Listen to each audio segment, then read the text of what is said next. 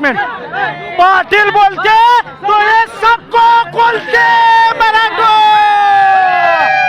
पाटील बोलते तो ये सबको खोलते है मराठो.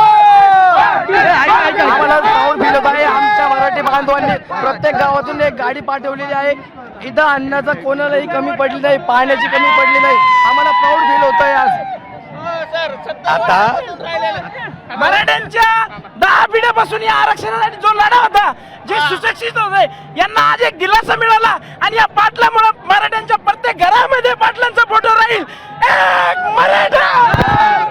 जे काय आमचा 70 वर्षापासूनचा जो लढा होता तो कुठंतरी आज आमचं त्या लढ्याला यश आलेलं आहे. आणि आम्ही शिक्षण पण करून जे काय आम्ही या नोकऱ्यापासून वंचित राहिलो त्याचं एकमेव कारण फक्त या नोकऱ्या त्याच्यामुळेच आम्ही आरक्षणामुळेच आम्ही वंचित राहिलो. फक्त आमच्या सगळी काही क्वालिटी असताना आम्हाला घरी राहावं लागलं आणि जे काही मेंढर होते ते आज ऑफिसमध्ये जाऊन बसले आणि आमच्यासारख्या हुशार मुलांना इथं रस्त्यावर आमच्या आंदोलन मागण्यासाठी लढावं लागलं आम्हाला. सर हे बघा, तुम्ही सगळे एवढे प्रश्न विचारताय. आता मला तुम्हाला एक प्रश्न विचारायचा आहे की आता तुम्हाला कसं वाटतंय?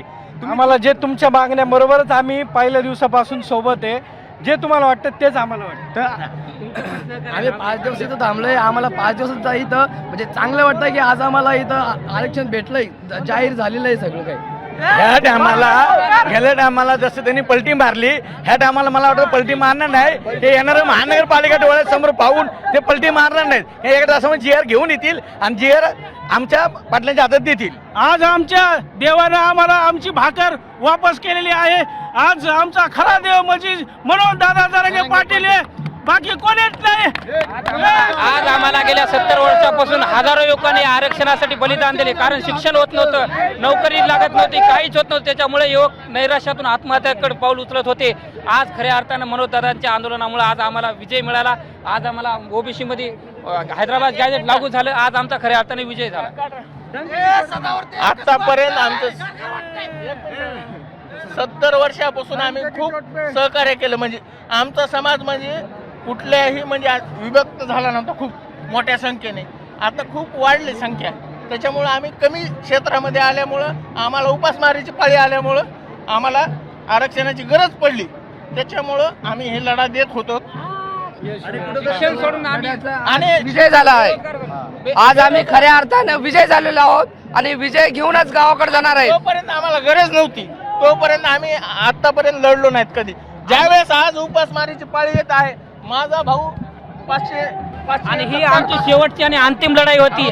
यावेळेस आम्ही रिकाम्या हाती जाणार नव्हतो. ज्यावेळेस आमच्या दादावर शेवटी अखेर मराठ्याने दाखवून दिलं की बाप अखेर बाप होत आहे. आणि आमच्या या मराठा आंदोलन यशस्वी होण्यासाठी 18 पगड जातीने आम्हाला संपूर्ण सहकार्य केलेलं आहे. आम्ही मनोमन त्यांचे बी मनपूर्वक आभार मानतो. पोलिसांनी आम्हाला सहकार्य केलेलं आहे. आणि शेवटी फडणवीसला दाखवून दिलं आम्ही शेवटी बाप तो बाप राहीगा. छत्रपती शिवाजी महाराजांच्या विचारावर चालणारे मनोज दादा जरांगे पाटील यांची साथ एकही मराठा सोडू शकत नाही. एक मराठा लाख मराठा. सरकारने आता फक्त हैदराबाद गॅजेट लागू केलेले, सातारा गॅजेट जे आहे ते अजून त्यांनी वेळ मागितलाय. ते गॅजेट सुद्धा सरकारने लवकरात लवकर लागू करून सर्व महाराष्ट्रातील मराठाला आरक्षण लवकर द्यावं. आणि आम्ही एक दिलानं मनोज जरांगेच्या पाठीमागं एक दिलानं खंबीर आम्हाला महाराष्ट्रात आरक्षण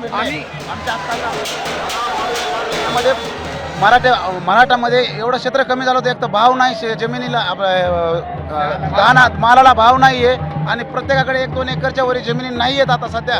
कारण मराठा समाज वाढलेला आहे आणि खरंच परिस्थिती अशी झाली होती की आज ग्रामीण भागामध्ये एवढी परिस्थिती आहे की मुलं आज अभ्यास करण्यासाठी बाहेर येतात, परंतु कुठेच त्यांचा निकाल हे भेटत नाहीये त्यांना. त्याच्यामुळं आरक्षणाची 60% लोक मराठी हे अल्पभूत आरक्षण झालेले आहेत. त्यामुळं आरक्षणाची गरज होती का? तर 100% गरज होती. पण ह्या राजकीय पुढाऱ्यांना आपापल्या रोट्या भाजाची उद्या भाजून घेतल्या. तरीही सुद्धा आज हा विजय झालेला आहे. पण तरीही जरांगे साहेब म्हणतात नाही, अजून GR येत नाही तोवर आम्ही बी हलणार नाही आणि ते बी उठणार नाही. जोपर्यंत GR मिळत नाही तोपर्यंत मुंबई सोडणार नाही अशी भूमिका आहे आंदोलकांची. आता isakal.com आहे देशातील नंबर 1 ची मराठी न्यूज वेबसाईट. प्रत्येक अपडेटसाठी isakal.com ला नक्की भेट द्या.